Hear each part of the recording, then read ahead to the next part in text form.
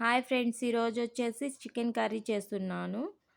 ముందుగా ప్యాన్ తీసుకొని ఆయిల్ వేసుకొని ఆనియన్స్ పచ్చిమిర్చి వేసుకోవాలి. ఆనియన్స్ పచ్చిమిర్చి కొంచెం గోల్డెన్ బ్రౌన్ కలర్లో వచ్చాక నేను ముందుగా చెక్క అవి వేయటం మర్చిపోయాను, అందుకే ఆనియన్స్ ఫ్రై అయ్యాక వేసాను.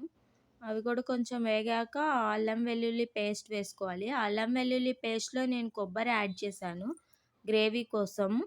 కొబ్బరి యాడ్ చేయడం వల్ల కొంచెం చికెన్లో గ్రేవీ వస్తుంది, టేస్ట్ కూడా బాగుంటుంది. అవి కొంచెం పచ్చివాసన పోయిందాకా వేయించుకొని టమాటా యాడ్ చేసుకోవాలి. టమాటా కూడా కొంచెం సాఫ్ట్ అయ్యిందాకా వేయించుకోవాలి, మరీ సాఫ్ట్ అవసరం లేదు. ఇంకా తర్వాత చికెన్ యాడ్ చేసుకోవాలి. చికెన్ యాడ్ చేసుకొని మొత్తం బాగా మసాలా అంతా చికెన్కి పట్టేలాగా అంతా కలుపుకోవాలి.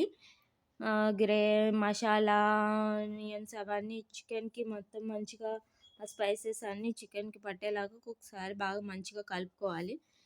కలిపేసుకున్నాక ఇప్పుడు రుచికి సరిపడినంత సాల్ట్ యాడ్ చేసుకోండి. మీ టేస్ట్కి సరిపడినంత సాల్ట్ యాడ్ చేసుకొని పసుపు కూడా యాడ్ చేసుకోండి. పసుపు వేయడం వల్ల మంచిది, కూరల్లో పసుపు వేసుకుంటే మంచిది, ఇమ్యూనిటీ బూస్ట్ అవుతుంది. ఇంకా అదంతా మంచిగా చికెన్కి సాల్ట్ పసుపు పట్టేలా కలుపుకోవాలి. అంతా కలిపేశాక ఒకసేపు మూత పెట్టేసి చికెన్ని ఒక 10 to 5 minutes ఉడకనివ్వాలి. సాల్ట్ వేయటం వల్ల చికెన్లోంచి వాటర్ వస్తాయి, ఆ వాటర్ వల్లనే చికెను ఆల్మోస్ట్ ఉడికిపోతుంది. మనం వాటర్ ఏమి యాడ్ అవసరం లేదు. వాటర్ యాడ్ చేయకుండానే ఆ వాటర్తోనే చికెన్ అంతా ఉడికిపోతుంది.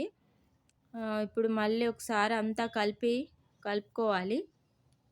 చికెన్ని మొత్తం బాగా కలిపేసుకుని ఇప్పుడు కారం యాడ్ చేసుకోవాలి. మీరు ఎంత స్పైసెస్ తినాలనుకుంటున్నారో అంత కారం యాడ్ చేసుకోండి. నేనైతే 3 spoons ఆఫ్ కారం యాడ్ చేశాను. ఇంకా మీరు ఎంత స్పైసెస్ తింటారో అంత యాడ్ చేసుకోండి. కారం కూడా అంత చికెన్కి పట్టేలాగా మొత్తం ఒకసారి బాగా కలుపుకోవాలి. కలిపేశాక మళ్ళా కొద్దిసేపు లిడ్ పెట్టేసి క్లోజ్ చేసి ఒక 10 to 5 minutes బాయిల్ చేసుకోవాలి. ఆ కారం అదంతా చికెన్కి బాగా పట్టుకునేలాగా అయిపోయింది, ఆల్మోస్ట్ ఉడికిపోయింది. ఇంకా అంతే, నేనైతే వాటర్ యాడ్ చేయట్లేదు. మీకు కావాలంటే వాటర్ యాడ్ చేసుకోండి.